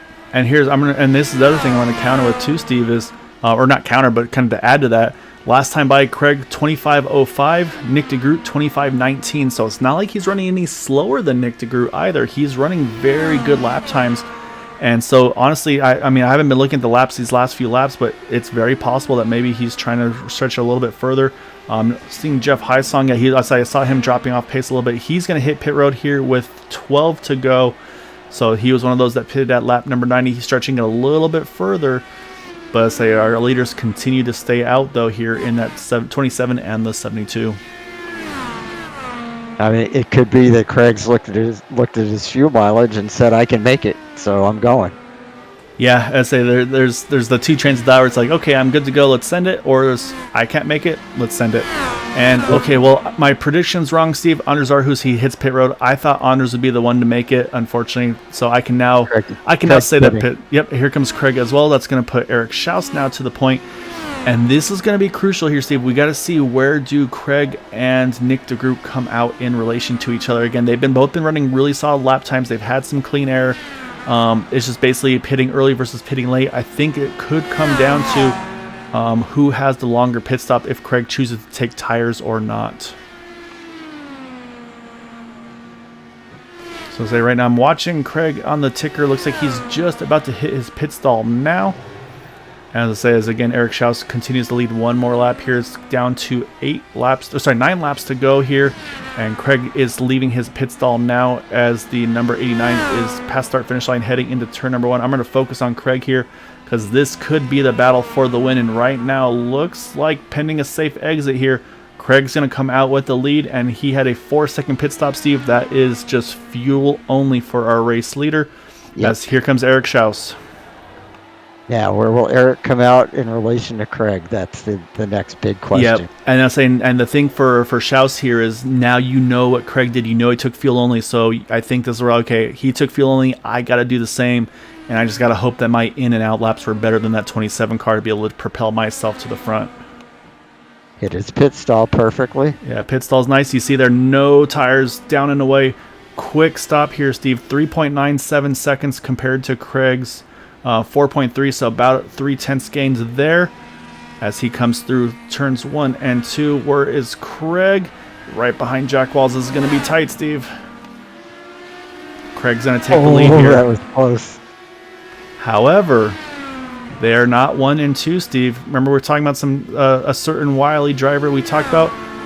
He's got about 8 seconds of a margin to play with right now. And that's Eric Peterson. It seemed ducking down low. Is this him hitting pit road? Oh, it is. Okay, so Eric Peterson, he's going to have to bite the bullet too here, coming to 6 to go this time around. Eric tried to go as far as he could, but not enough to make it. So nobody could make it to the end. But right now, it's actually Craig Forsyth here leading Eric Schaus, leading Nick DeGroot. That is our top 3 as they run. Matt Wagner in 4th. Scott Rankin's going to cycle up into that 5th position. So my prediction didn't work, but I don't think any of our predictions worked this time. But I didn't commentators curse anyone. So That is true. So yeah, so right now, say Steve, they're going to come around here, 5 more to go. At this point, it's just going to be all about outright pace. And could tires play a factor? That's going to be another question because our top 2 did not take tires. Third place of Nick DeGroot did take tires. However, that's been about almost 20 laps ago now. Have they evened out? Because right now, looking at lap times, 25:08 for Craig, 25:07 for Eric, pretty much just mirroring their lap times. About 0.2 slower for Nick DeGroot here. So right now, looking pretty good. The whole field actually pretty much separated by about a second or two. These guys, let's say, just yeah, it's all pretty calm if you can say that with these guys as they run here.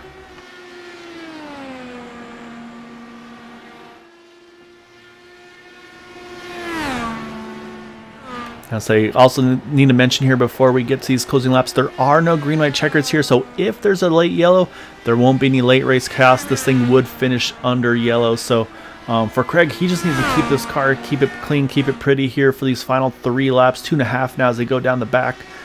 Saying he'll be a very, very happy camper because I feel like he's probably felt like he's had a couple go away from him, but like I said, he's got to keep it clean here for 2 more laps. But he does have a lot of clean track in front of him as they cross line 2 to go here. And right now, I'd say it's Craig, Eric, and Nick are top 3. Yeah, and I would say barring anything unforeseen, this is how it's going to finish. Yeah, so enough margin here between these guys up front. Looking at lap times, there could be a battle here for 6 between Alec Coates and AJ Hobson. It's down to about 0.4 of a second, but we'll have to keep an eye on that as they get closer to the end because we've got the white flag out for the 27 of Craig Forsyth. Started in the 2nd position, got the lead, went long on the fuel cycle, and it looks like pretty much did what he had to do there. Eric Schau started in the 12th position. He's going to jump up into the 2nd spot, it looks like. But out of 4, it's going to be Craig Forsyth getting the win. You can see celebrating before he gets the line. They're very happy camper. Eric Schau's going to finish in 2nd. Nick DeGroot there in 3rd. And that battle for that 7th spot, it's going to stay with that 4 of AJ Hobson. Alec Coates is going to finish there in 7th. But man, Steve, that was a wild one tonight. I say just the timing of those days. You see fireworks going off in the background. But man, just the way that one played out, very, very interesting. A lot of strategies that we weren't sure how it was going to unfold. But Craig, I think, finally got those breaks he was looking for tonight to grab that win. Yeah, definitely. And for Matt Wagner, a little bit of a heartbreaker, but he did manage to bring it back to 4th. So hopefully he doesn't feel too bad about tonight. Yeah, and the big picture too in the points battle too, a great recovery for Scott Rankin after everything he went through. The first the yellow that he brought out during the pit stop cycle, then getting that damage from hitting the outside wall, but kept in it to survive that one and able to come home with that top 5 as well. So definitely a really good result for him, all things considered. So while we watch Craig celebrate here, let's go ahead and pull up our final race results here. Craig Forsyth getting the win over Eric Schaus there by about 1.5 seconds. Another 1.5 back to Nick DeGroot. Matt Wagner got close there, brought it down to about 0.8 of a second in 4th. But I said Scott Rankin in 5th. AJ Hobson just able to hold off Alec Coates for 6th and 7th. And then you got Jim Brooks, Jeff Heisong, Anders Arhus recovers to a top 10. Was 2 down, got back to the top 10, but I feel like that's going to feel like another one that maybe got away, at least the top 5, I think, for him. Joseph Morales there, solid 11th place for him, though. Eric Peterson, hoping he could do the fuel numbers, not enough to make it either, though. He finishes 12th. And Thaddeus McMurray, 13th. Jack Walls, 14th. Yari Brupacher, 15th. And Quavi Brooks, Gary Corley, and Charles Teed round out our final results here tonight. With that, Steve, we got some drivers to chat with. And we're going to kick it off with our 3rd place finisher of Nick DeGroot. So first I got to hunt him on down. There he is. So let's go ahead and pull in our 3rd place finisher of Nick DeGroot. Nick qualified in 5th, brings it home in 3rd. And as it was a gamble, obviously, you never know if and when those cautions could fall. It stays green to the end there, so you had a longer pit stop, so I think pretty much had no question there. You might as well take those tires. But I think the most impressive thing for Steve and I, though, was that run once you got the lead there, and just, I mean, the lap times you were putting down to build that gap to those guys before that pit stop cycle. I mean, you were hauling the mail. There's honestly no real other way to put it. Yeah, I was doing all I could there because I knew once we pitted, we were probably going to come out in traffic, and that was going to cost us some time. And I knew their stops would be shorter, and Craig and Eric, on top of their stops being shorter, they actually, both of them took no tires on that last stop. But yeah, so that really helped me, and I think that's the reason we came away with this with a podium. But oh man, I was sweating. I do not like being on that strategy where you're just sitting there holding your breath, hoping there's not going to be a yellow. And thankfully there wasn't, because we could have very easily finished like 10th to 12th in this race. But to come away with Gateway with a podium, I'm very happy with that. So Nick, when you made that decision to stay out, what was your thinking right then? Well, the first part of my thinking was that more people would do it with me. So it was a bit nerve-wracking saying nobody stay out. I think I had Joseph and maybe Alec, and that was it.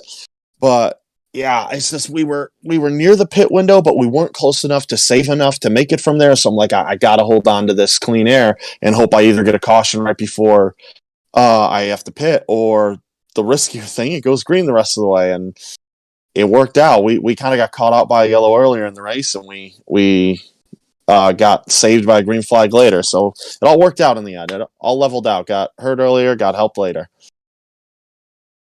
Yeah, and that was exactly what was the timing of the yellows. It was a tough call at times of staying out versus pitting, because I mean, at a track like this, we saw it at Loudon last week. The timing of the yellows really played a big impact on that race as well. It was a pretty similar situation here today, where we saw that one yellow again, just the middle of pit stop cycles. And I was saying that actually probably a good transition point too. Is just, I mean, talk about the access road, the entry and the exit. I mean, I was talking to some drivers before practice, and they're mentioning like it almost feels like it's banked the opposite way with how flat it is and just how slick it was. Oh yeah, I'm putting a negative weight checker when I'm going on that entry road. It's crazy. And when I saw Scott go off there, I can't say I was surprised, because I was right on the edge of doing the same thing every time I went down pit road. When I practiced it earlier and in the race tonight, it's a very sketchy pit road.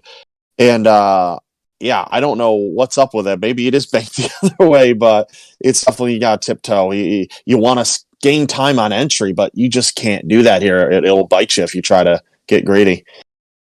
Yeah, and it was definitely, you weren't the only one to be cutting it close there, but it was impressive to see what you're able to do there to gain some time on that pit entry and exit. I mean, that's where a big chunk of that comes from, especially when you get those pit access roads. So awesome job to grab that third place tonight. So before we let you go, though, I know you've got some great sponsors and partners on board here. Definitely want to give you an opportunity for thanks and shouts for that top three tonight.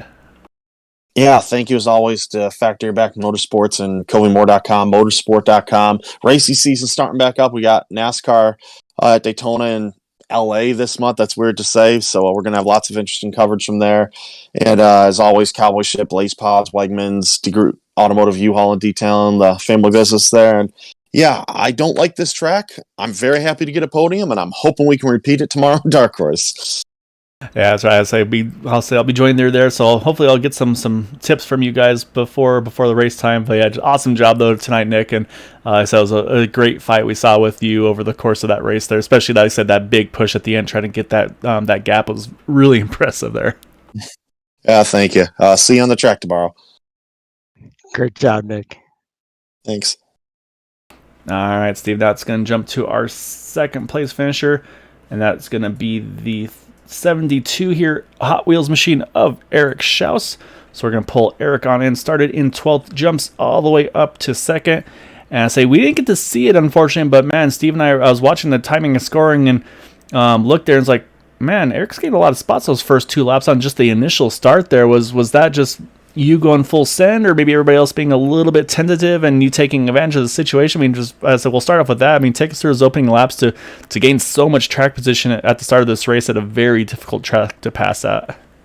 Yeah, I think everybody got bunched up a little bit on the start, and it opened up some lines to kind of weave through some people. I think on the exit of 2 on the first lap, some people struggled a little bit, which gave me a really good run on the outside and let me jump a couple positions right off the bat.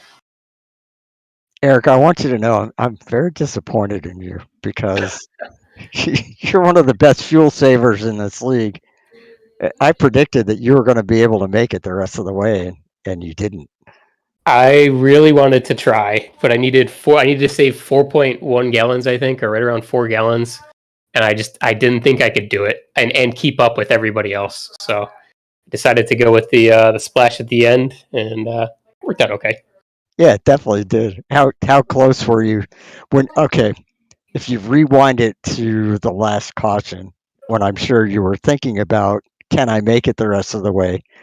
Did you run a different fuel map for a lot of that run at the end, or what did you do trying to save fuel? And when did you decide you couldn't? I actually decided really early on in the race that I couldn't. On that first green flag run that we had, I started running map 3, and I was struggling to keep up with some of the mid pack guys. And I figured that's just not going to work. So I got to run it in map 1, and then just coast through the turns, be patient through the turns, and save some fuel that way over the people in front of me, and let them do the work. Okay, but obviously you knew that you weren't going to make it no matter what you did for that last segment. Yeah, I was 10 laps short, and I don't know. If I had maybe done some research, I was going in blind here, so I didn't know if I could save 10 laps. That seemed like a pretty big stretch. So I just erred on the side of caution. I don't blame you. Yeah, as a whole, I mean, it's still a great result. Like I said, to start 12th, come home in second place. So, I mean, you and Craig, they're a really good duel there between the two of you, trying to either jockey for position, who had the track position going into the pit stops. So say you were able to go that one extra lap over Craig, to see maybe you can, again, kind of do the overcut, if you will, and try to jump him that way. You guys came out pretty close together there, just like I said, that one lap difference. Do you feel like it could have been a different outcome had you pitted before Craig, or you think it was going to be pretty much the same result, be it the lap before versus the lap after? Yeah, I think I wanted to do the overcut. That was my plan all along. I was hoping to go 2 extra laps than him, but I couldn't make 2. I could only make 1. And then we also hit lap traffic just as he pitted in. I mean, I think that was he saw the lap traffic, so he knew that was a good time to go in. And I decided to stay out. I noticed that near the end of the runs, we were actually hitting our fastest times of the run. So I figured the overcut is definitely on. But with the lap traffic, I couldn't get enough pace to make up, 8/10 or whatever it was that he had on me. Yeah, it was, like I said, it was a great battle between you guys, and obviously the pit strategy worked, doing the fuel only, able to jump Nick there and offset the gap that he had made early on, and plus, of course, him having to take tires at that longer pit stop as well. So still worked out pretty well overall here. I'll say, again, we make jokes about me being the commentator's curse one, so I noticed it was pretty quiet in the chat tonight, so was that some spouse curse avoidance by Dr. Schaus on your end as well? Yeah, probably. I'm sure. It was a pretty quiet night for me. I finished 0x and kept it clean for the most part. I had 1 tap into the wall, which I'm glad didn't cause any damage, but otherwise it was a pretty uneventful race. Just having fun battling with Craig up front there. Yeah, it was a really impressive fight between the two of you. So with that, though, before we let you go, definitely want to give you the floor for any thanks and shouts you'd like to give for that runner-up here tonight. Yeah, shout out to you guys. I appreciate it. Always fun watching the broadcast. Thanks to Area 51 for putting on the league. And then my wife is saying to thank her, even though she didn't watch. So I was busy. I'll say she's busy doing doctor things. Right. Awesome job tonight. So you have to give her a recap of the race there once we let you go here. So but yeah, just awesome job though tonight, Eric. Like I say, I think also gives you the highest climber for this result as well. So I think that's also still a bonus point as well. So obviously in the points season long championship, all those little things can go a long way as well. So yeah, great job tonight, man. Look forward to seeing you the rest of the season. Yeah, thanks guys. Yeah, great job, Eric. Thanks. All right, that leaves one person left to chat with, Steve, and that is going to be our race winner in that number 27 of Craig Forsyth. I believe the first win with the new paint scheme tonight. And I feel like you probably felt like you had a couple get away from you so far this season, Craig. So I'm guessing it feels pretty good to kind of get that one off your back in this race here tonight. Oh, you aren't kidding. It's. I was starting to contemplate going back to the old scheme because things were not going well. All right, so I think we got to go. I think I think for Steve and I'll speak for both of us, but I'll say, Steve, you correct me if I'm wrong, but I'm going to say probably the main focus for me at least is that battle going into that last pit stop there. I mean, you and Eric just duking it out there, putting down those fast laps. At that point, were you just fully focused on Eric, or in the back of your mind were you trying to kind of keep an eye to see what maybe Nick's interval was in relation to you guys? Or how much were you having to focus, or where were you trying to focus there on that last green flag run there before the pit stop? I thought Nick had it. I wasn't aware of how long his pit stop was, so I didn't know if he'd taken tires or not. So I wasn't sure if he hadn't taken tires, he would probably be ahead of us. And so, yeah, when we did come out, because I knew me and Eric were not taking tires, not with 15 laps to go. So when we came out and I saw how far behind he was, I realized, yeah, he had taken tires. And so I think that played a lot into it, because that was probably a 4 or 5 second difference in the pit stop lengths. Yeah, I think Mitch it was lucky. Yeah, I think he was like 8 seconds and you were 4 seconds. Craig, I was wondering, I kind of teased Eric about this, but you guys are both very good fuel savers, and I made a incorrect prediction that you guys would be able to stretch it to the end. When you made that the pit stop on the last caution, did you have any thoughts at all that you might be able to make it, or what were you thinking then? No, I'd spent the first part of the race testing out how low I could get my fuel mileage, because I knew after about lap 18 or so, I would probably be able to 3-stop it to the end, or 2-stop it to the end, in stretching my fuel. So I already was aware that the most I could make was probably 41 laps, and we had 45 or 46 to the end. So there was going to be no, basically, unless I put it into map 8 and sat behind someone and turned off my brain, there was no way I was going to make it to the end. Yeah, and you couldn't really do that with Eric nipping at you. No. Yeah, no, and Steve and I, it was tight. We felt like to be able to make it, but I say we were both kind of in the mindset like, if there's going to be somebody to try to pull that fuel strategy off, you and Eric would be good candidates for that. And then when you saw everybody ducking off early to kind of do the undercut, if you will, did you have any thoughts about reacting to that, or knowing that pretty much a pit stop equals going down a lap, that like your mind was set up like, I'm going to be running this thing as far as I can, just in case of that potential yellow to trap a bunch of drivers lap down? No, exactly. Yeah, I knew at that point it was between Eric and I, because we'd broken off enough that I wasn't really paying attention to what anyone other than Eric pitting. I mean, if Eric had pitted, I probably would have had no choice but to respond. So I was running it to the end or until Eric pitted, because you can't go a lap down here. It's you're the 20 something laps that Nick was a lap down. That's too long for me to gamble. That's he's a better Vegas guy than I am. Yeah, I mean, his hands were pretty forced though too, because let's say he had stayed out on that one yellow where you guys hopped in. So I think he pretty much went as far as he could there before he pitted. So yeah, I'll say his hands were pretty tied there, I think. But I'll say that's what he was talking about, was like, it was going to be a gamble, but yeah, I think hands were kind of tied there. So worked out obviously very well in your favor here tonight, getting that big win. I say, unfortunately, I didn't see your teammate here this evening, unfortunately, but you'll have to give him your results here for the race here tonight. So definitely want to give you the floor though, Craig, for thanks and shouts for that win this evening. No, I got to thank Jim over at LMC Gear. Yeah, unfortunately, he was busy tonight prepping for a big snowstorm, so had stuff to get done before that rolled in. I guess real life takes precedence. And, all the guys over at Area 51, I'm back every season. Tuesdays, great time, great racing. Come join us or come watch. And glad to be here. Glad to have you guys broadcasting. Yeah, it's always fun to be a part of this one, Craig. So yeah, awesome job tonight, man. Enjoy that one. Like I said, get that monkey off your shoulders, and obviously a great points night as well for you to see look at that overall points championship going into next week. So enjoy this one, man. Look forward to seeing you back at it again here next week, sir. You betcha, man. Stay safe. Congrats on the win, Craig. It's good to see you back up there in victory lane. Thanks. It feels good. It really does. All right, Steve, that's our race winner in that number 27 of Craig Forsyth. Once again, though, 135 laps here tonight.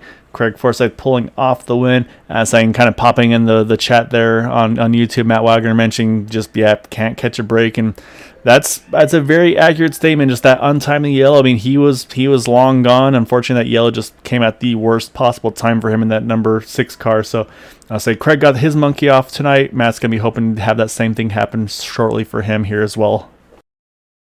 Yep, definitely. But it was a very fun race to watch tonight. See the different strategies and some of the battles that went on. And it's especially nice to see guys like Craig and Eric back up there competing for the win. These guys have always been class acts and fast drivers in this league, and they didn't have the best luck last season, so this is great. Yeah, I say definitely right. It's nice to see the tides turn, if you will, for some drivers that have had some tough races this season, last season. So the question will be, of course, who's going to be the next one to break through, because you've got tough competition. We've seen Scott Rankin. He's just from being new last season to just going full song here throughout this season so far. So Scott obviously going to be one of the perennial, I think, challengers. Same thing goes with Nick DeGroot. For Nick, kind of goes without saying, honestly, for him. But yeah, just a great result here tonight. So Steve, it was a pleasure having you back in the booth with me here.